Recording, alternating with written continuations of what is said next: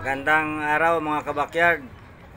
Muli ay nandirito po tayo sa aking ginagawang hagdanan, konkretong hagdanan. Ang content po natin ngayon ay tungkol sa paglalatag ng bakal.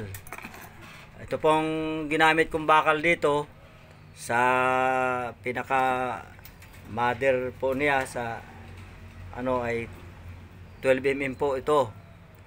At ang pinaka step niya ay 10 mm. At ang racer po niya ay ito po ay 9 mm. Dahil po residence lang naman pong step ito, hindi na po kailangan na itama po natin sa standard po ang specific ng bakal, ang space. Dapat po ito, mayroon pa po itong isa rito Pero pwede na po yan ganyan. Pag-itan, 35 cm po ang pag-itan niya. Pwede na po yan. Dapat pa nga 20 lang pero yan na po ang nilagay ko.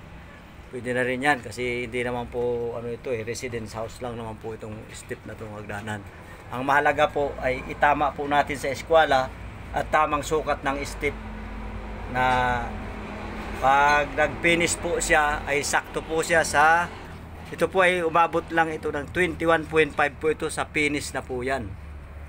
Pag tiniles po ang ibabaw 21.42 po pala.